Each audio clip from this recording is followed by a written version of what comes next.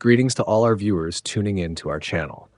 There are moments in history when change doesn't come with the roar of bombs or the haze of smoke, but from a single sentence spoken in the most seemingly mundane place, a parliamentary hearing room.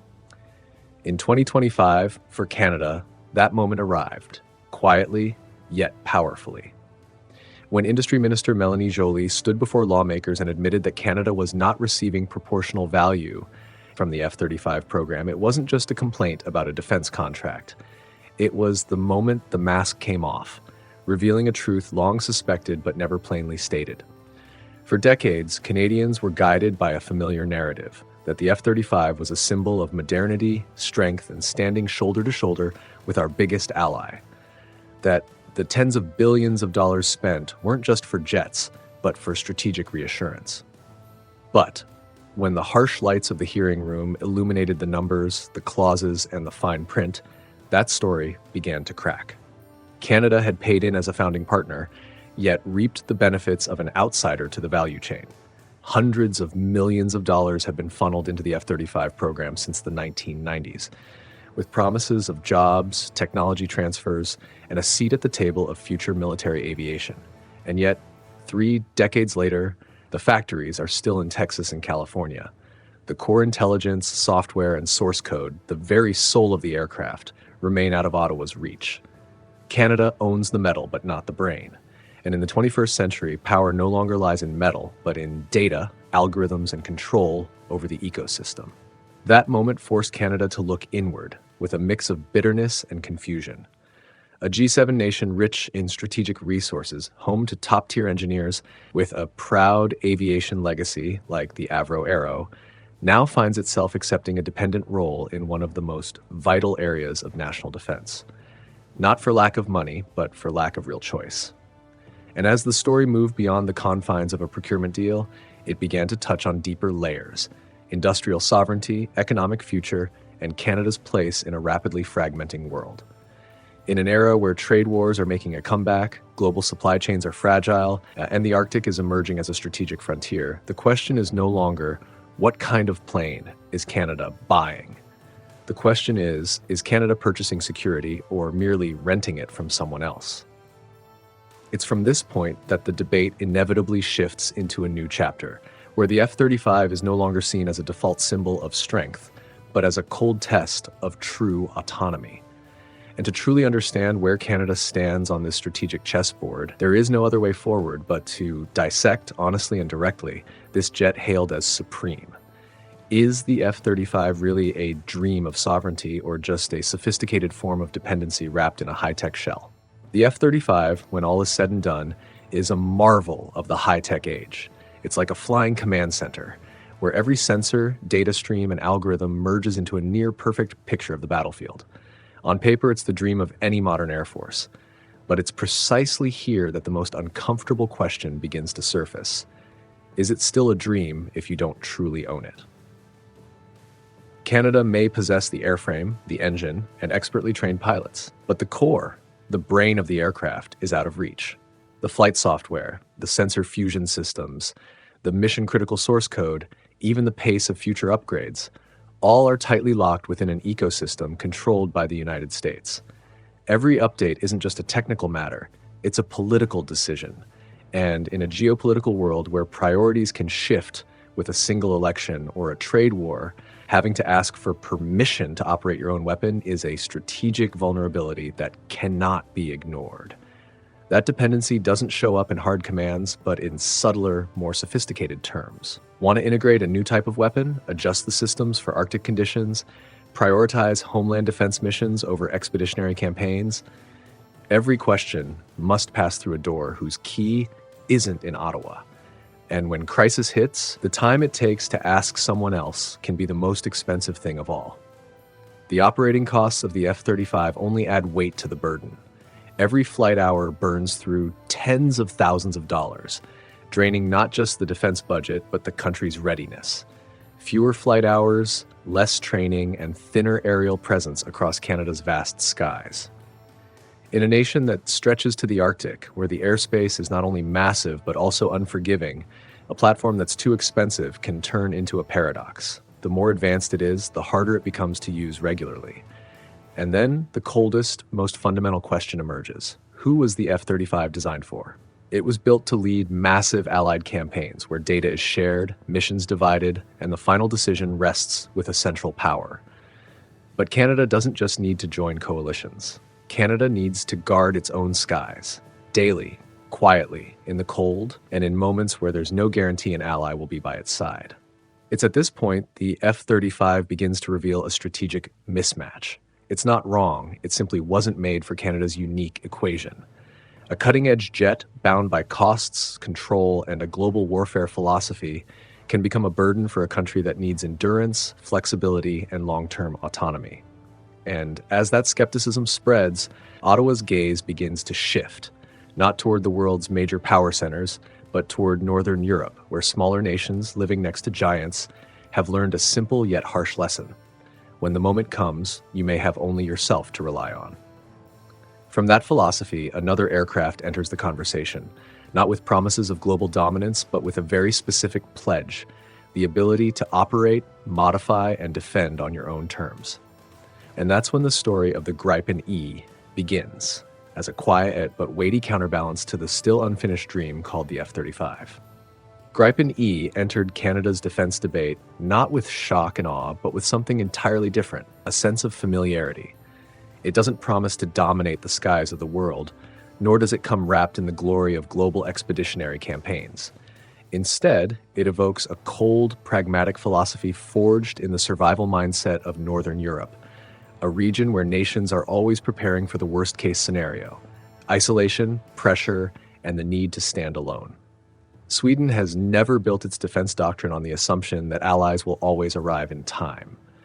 Gripen was born from that very anxiety, an aircraft that must be able to launch from makeshift runways, even highways.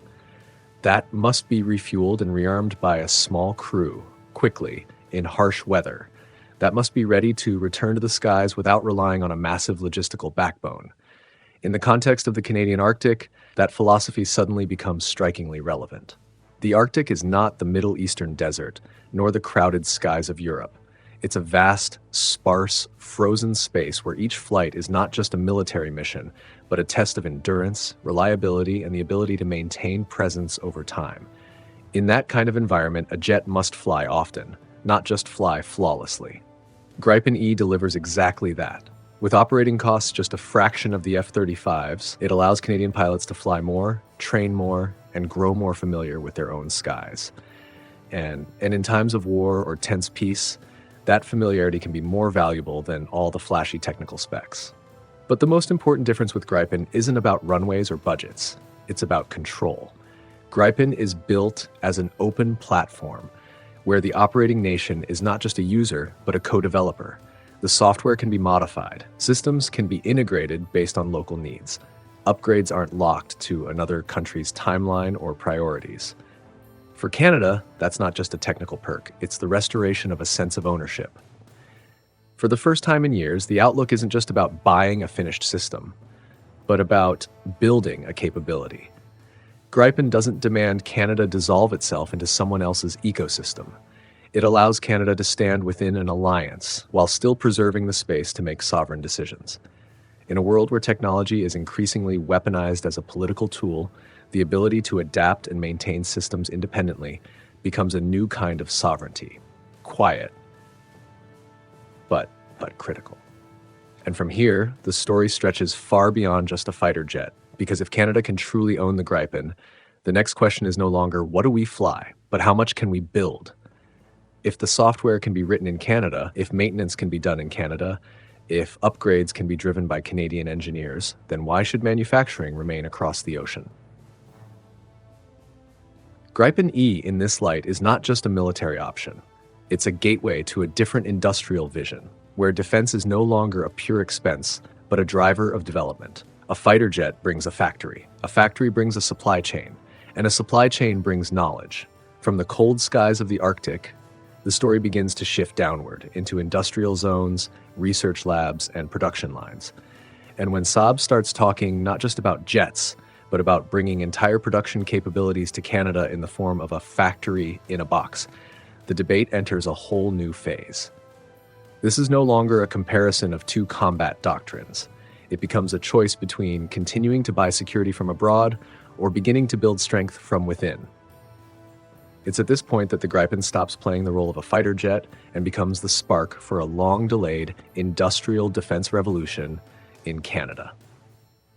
The idea of a factory in a box might sound at first like a slick marketing slogan, but look closer and it reveals itself as the boldest challenge Saab has thrown at Canada's traditional defense mindset.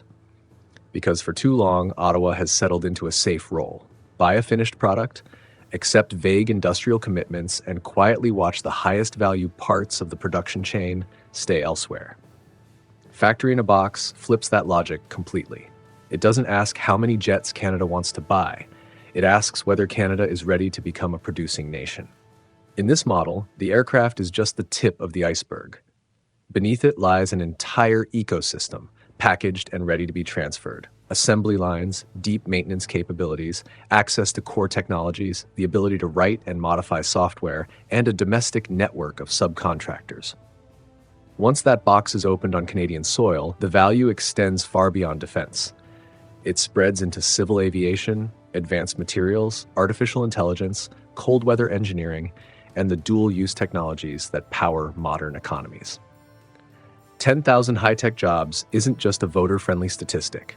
It's 10,000 long-term career paths for young engineers.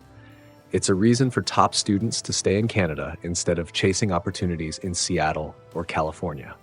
It's a way to retain knowledge instead of exporting talent. More importantly, it's the revival of an idea that was once deeply familiar to Canada, but has faded over decades, that defense can be an engine for industry, not just a line item in the budget. In a world growing more unstable by the day, that idea carries new weight. Global supply chains are no longer guaranteed. The pandemic, trade wars, and tech rivalries have shown that nations unable to control their core production capacities will always be vulnerable. Canada has lithium, cobalt, uranium, the strategic resources of the 21st century. But if all of it is just mined and sold off, while high-tech products are imported back with high prices and heavy strings attached, that's not prosperity. That's a sophisticated loop of dependency. That's why the factory in a box is more than Saab's offer. It's a test of Ottawa's political will. Embracing this model means accepting a larger responsibility, long-term investment, protection of domestic industry, and at times friction with familiar partners. But in return, Canada doesn't just get jets, it gets capability. And once that capability exists, it will outlast any weapons platform's life cycle. Prime Minister Mark Carney understands this logic well. For him, the equation is not just about defending airspace, it's about safeguarding the economic future in a world racing to reindustrialize at all costs. It's no coincidence that modern defense talks are increasingly intertwined with industrial policy, supply chains, and domestic job creation. In this new era, military strength and economic strength are no longer parallel lines. They intersect in the factory itself. And as Canada begins to speak seriously about production, about tech transfer, about ownership instead of mere usage, other partners start to listen, not just in Northern Europe, but in Asia. South Korea, a nation that once walked a path much like Canada's, from tech dependency to defense industry leadership, suddenly becomes a vivid example. What Seoul has done with the K-2, the K-9, and the KF-21 is no longer distant success. It's a roadmap that can be studied and followed. It's at this point that Canada's debate moves beyond Europe. While factory in a box raises the question of whether to manufacture at home, Korea offers a concrete answer to how technology transfer can be turned into national power. And so the agreement signed on October 30th, 2025 is not just a contract. It is a clear signal sent not only to the global defense industry, but directly to Washington.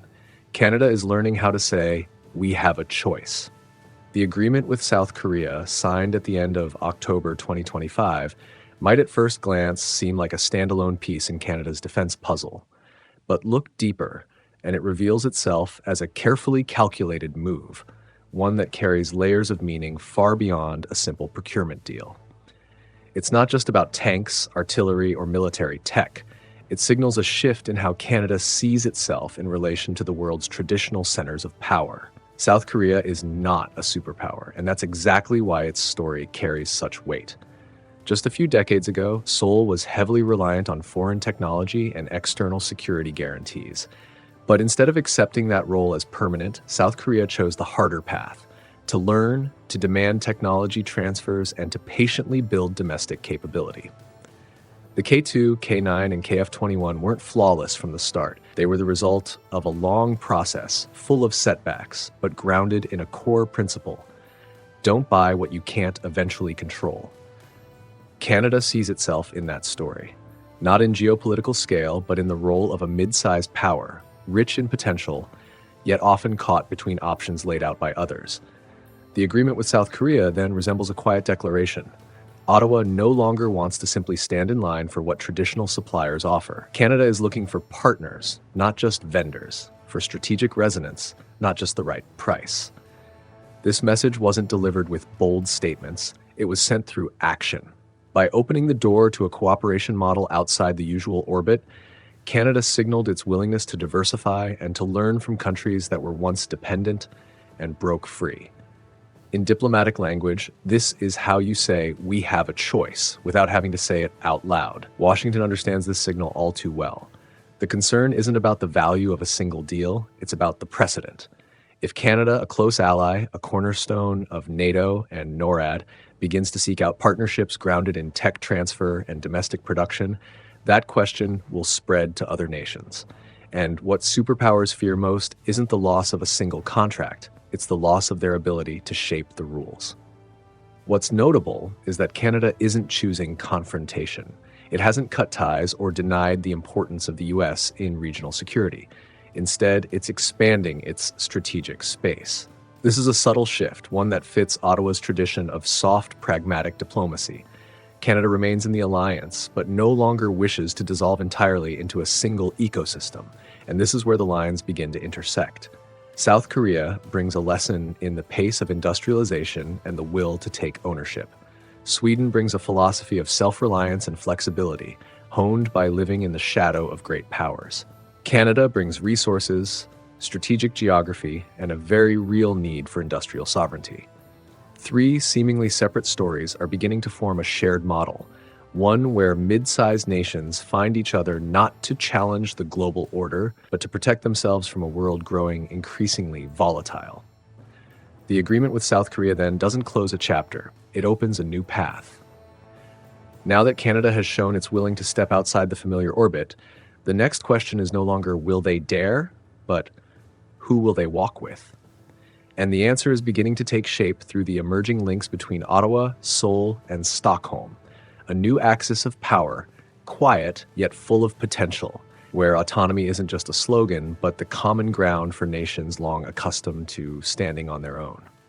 The Canada-South Korea-Sweden axis doesn't emerge with blaring declarations, flashy joint statements, or grand military parades. It takes shape quietly, practically, and for that very reason, it may prove more enduring. Three nations on three different continents with vastly different histories, cultures, and security environments, yet bound by a rare common thread: the long experience of living in the shadow of superpowers and a growing urgency for autonomy that can no longer be postponed. Canada brings the question of a resource-rich country still struggling to transform its wealth into industrial strength. South Korea brings the memory of a nation once devastated and deeply dependent, yet one that rose through speed, discipline, and an almost obsessive industrial will. Sweden brings the cool pragmatism of Northern Europe, where people put little faith in long-term promises and much more in their ability to adapt in an unpredictable tomorrow. When these three paths intersect, they don't form a block of confrontation, but open up a new space for choice. The most striking feature of this axis isn't absolute military power. It's the way it approaches power itself. This isn't a model where a central authority commands and satellite states follow.